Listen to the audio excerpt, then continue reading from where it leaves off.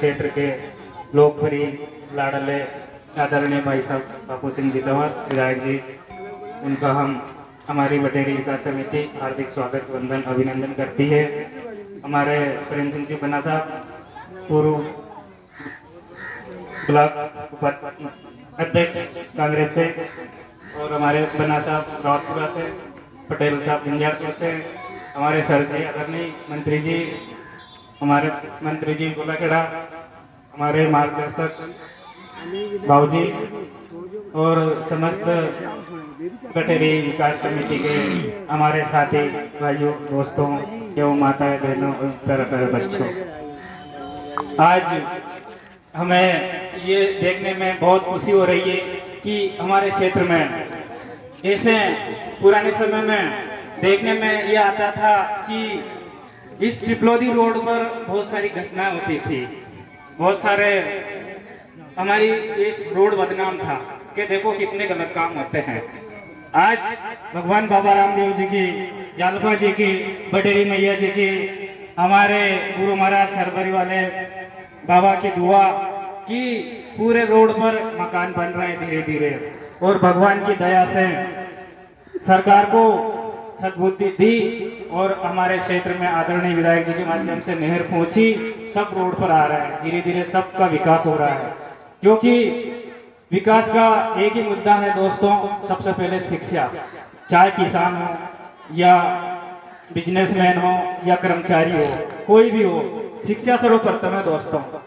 हमारे क्षेत्र में पहले पढ़े लिखे नहीं मिलते थे, हम सुनते हैं कि आदरणीय राजा साहब की सरकार में दिग्विजय सिंह जी ने ढूंढ ढूंढ के नौकरियां दी है, उस टाइम पर पढ़े लिखे नहीं मिलते थे, तो हम कितने पीछे हैं दोस्तों। और आज धीरे धीरे हमारी युवा पीढ़ी पढ़ रही है, कुछ रोजगार सहायक बने हमारे साथी, कुछ और बिजनेस में जुड़े हैं और कुछ अपना स्वयं व्यवसाय कर रहे हैं। इससे क्या है कि समाज का विकास होता है, और ऐसा भी इस माता रानी की दुआ है, क्योंकि कहते हैं जैसी संगत वैसी पंगत होती है दोस्तों, कि अपन माता की दुआ में और यहाँ दर्शन कर रहे हैं, इससे सद्बुद्धि आती है।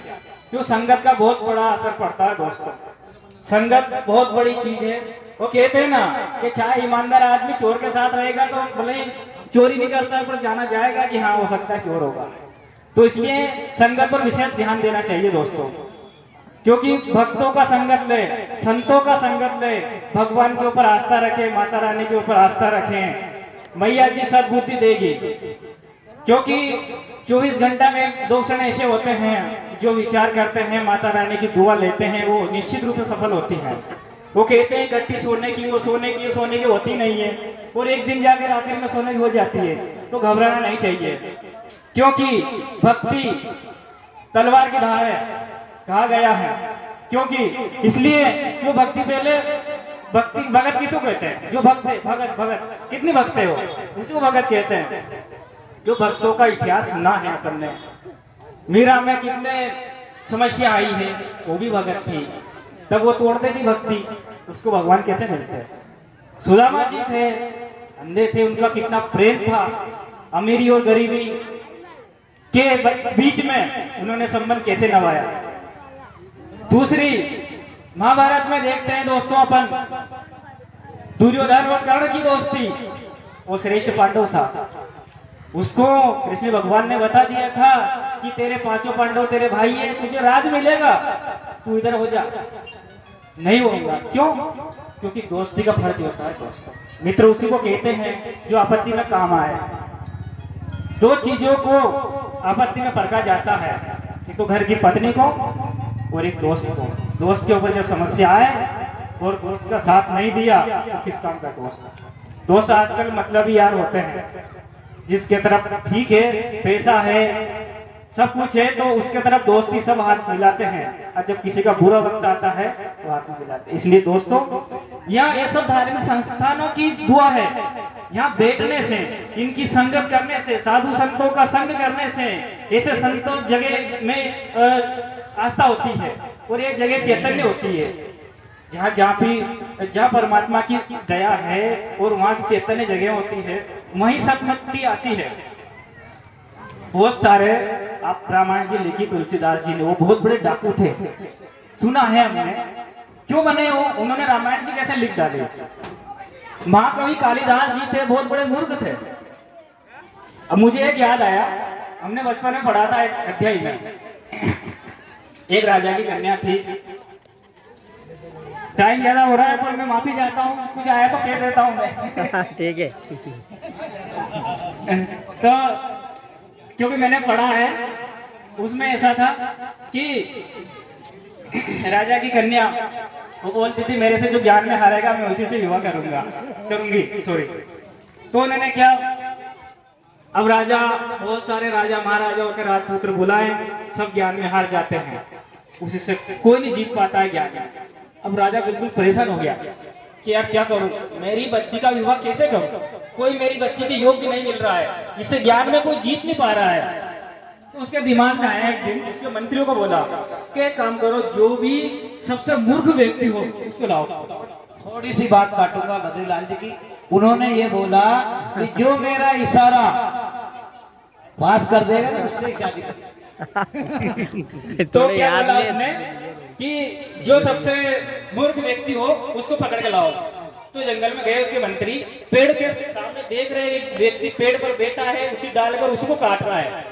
तो उसके मंत्रियों ने सोचा कि यार इससे बड़ा मूर्ख कौन होगा, भाई ये उसी डाल पे बैठा है, उसी को काट रहा है, तो डाल कटेगी तो ये पड़ेगी तो ये भी गिरेगा, कि चलो इसको पकड़ते हैं। तो उसके मंत्री उसको ले आए, राज्यसभा में ला करके खड़ा कर दिया।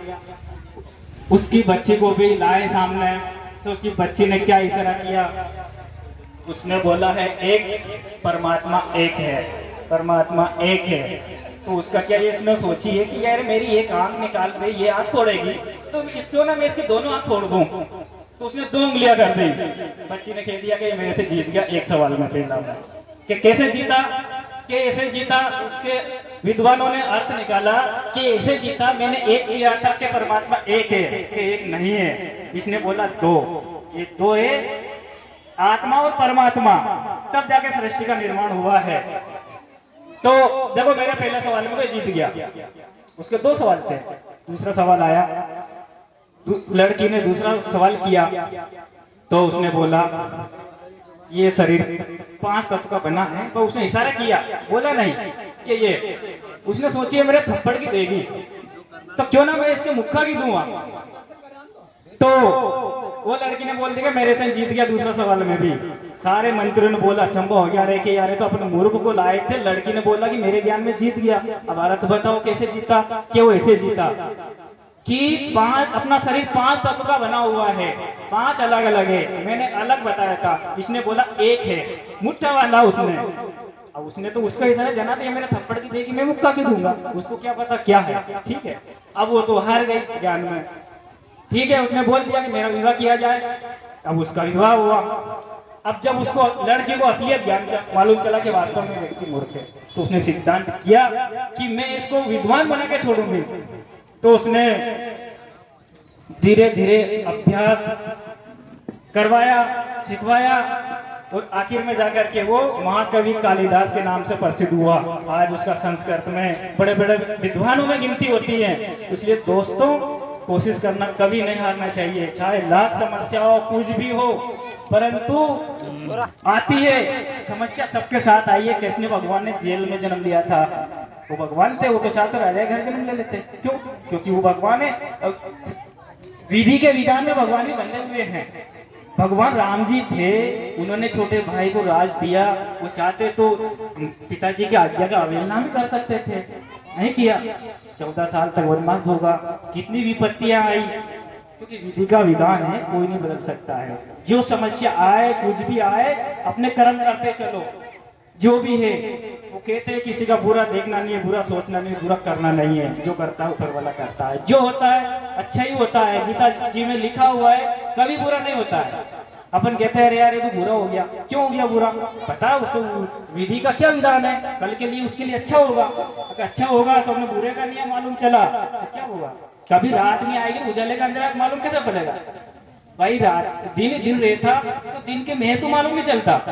क्या दिन के उजाले का आनंद का क्या मजा होता है। रात इसलिए बनी है क्योंकि अंधकार भी जरूरी है। अंधकार निकलेगा तो प्रकाश आएगा कि हाँ यार सब उजाला हो गया, वो भी दिखने लग गया। तो इसलिए दोस्तों बहुत सारी बातें हैं और हमारे मंत्री जी का मार्गदर्शन में हम सब कर रहे हैं, और मेरे से कोई भूल हुई हो, कुछ गलत वाणी निकल गई हो तो मैं क्षमा चाहता हूँ। धन्यवाद। जय बद्री मैया, जय बाबा रे। बहुत बहुत धन्यवाद बद्रीलाल जी, रसभरी कंप्यूटर सेंटर।